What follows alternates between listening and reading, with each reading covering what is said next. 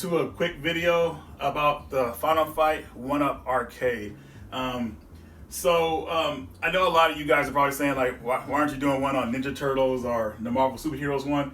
Well, I wanted to kind of start off with this one, as Final Fight is probably, I would say, if it's not my first favorite fight beat 'em up game of all time, it's definitely my second.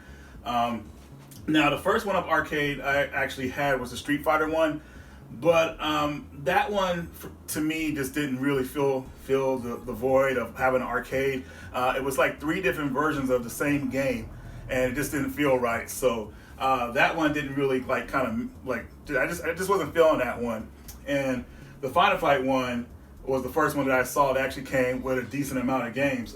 First off, of course, you have the Final Fight art here. You have also 1944, Ghosts 'n Goblins, Strider. Pretty solid lineup for Capcom games. So after playing this machine, I was pretty much like, yeah, this is the start of a good thing, you know. And also I've noticed that 1UP Arcade, they're actually getting a better selection. Well, they're choosing better selections of arcade games. As you know, the Ninja Turtles one is out right now. The Marvel Superheroes one is out, and hopefully maybe another 4-player one will come out soon. Like I'm hoping for Bucky O'Hare. That would be awesome as a 4-player arcade with a couple other games on it, of course. But yeah, for those of you who remember Bucky O'Hare, you guys know what I'm talking about. Climate Converter level.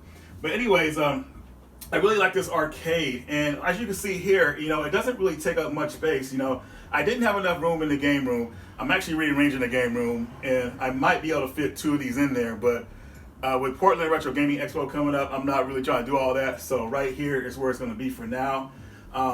So if you haven't played Final Fight is probably, I would say, if it's not, I mean, next to Double Dragon, it's one of the pioneer beat 'em up games. I first played this game back in 1989, I believe. It was during a September California LA County Fair. My mom was taking me to it, and we were supposed to meet up with my auntie.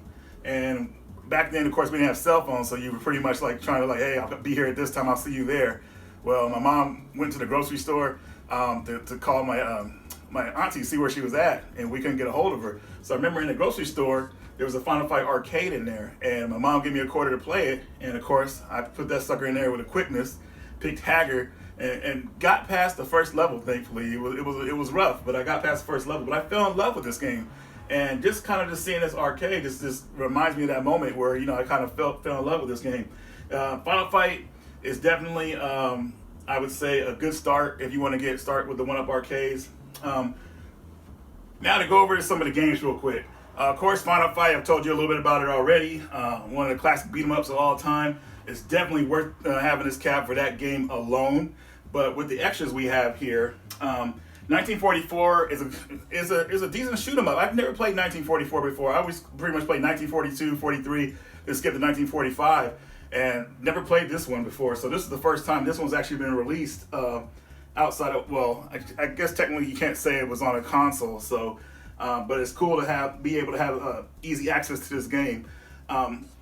But yeah, 1944 is definitely what I would call a decent above average shoot 'em up. Definitely something you can really get into. It pumps you up. Lots of explosions and like stuff like that.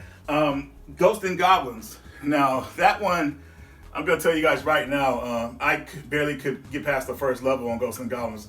And once I ran into Firebrand, you know, his whole angle, how he comes at you is just really difficult. So I could understand the frustration that people had in the arcade playing this game back in the day. I mean, Ghosts 'n Goblins is a hard game. I don't really even consider it fun sometimes, but I mean, it really depends on who's playing it. I'm actually a fan of Super Ghouls and Ghosts. I actually could beat that one pretty easy, and still to this day. But maybe I just need to mess with it a little bit more.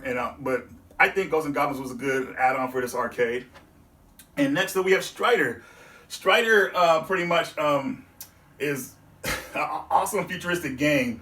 I was playing it on here, and it felt really good. I never really got to play Strider too much in the arcade. I remember like every time I saw it, like I didn't have any quarters, so I always would watch it like the kind of the computer just play by itself and just like see how it looked, and it looked amazing. Especially that part where you see Strider running down the hill and all the bombs are blowing up behind him, and he makes that super jump at the end. Very cool stuff. But like I said, Strider's on here, and like it's arcade perfect pretty much. And I think this is overall a good package, man. I'm actually impressed.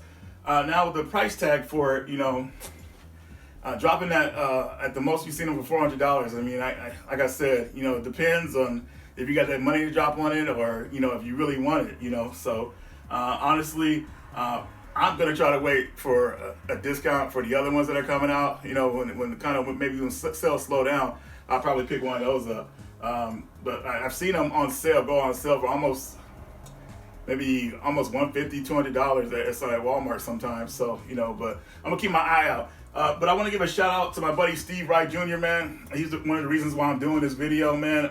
If you guys haven't seen his video he did on the Marvel Superheroes Arcade, I'll leave a link in the description, or I'll leave on somewhere up here. Check out that video, definitely. He did a good job showing off that system. And yeah, I mean, I guess that's all I really got about this thing, man. Like I said, I'm impressed with it. Like I said, the price point might turn some people off, but also at the same time, you're getting a good package. So there's that. All right, so real quick, I just want to go over the control scheme right here. What I noticed immediately is that they went with this new style of joystick, which a lot of the new like kids who play fighters and everything, like the ball grip and everything. I'm more old school. I like the back grip, but I'm sure this thing is easy to mod if you want to change it up. But it feels fine. 2 buttons: attack, jump, for the games you're going to be playing. And let's take a look at some gameplay.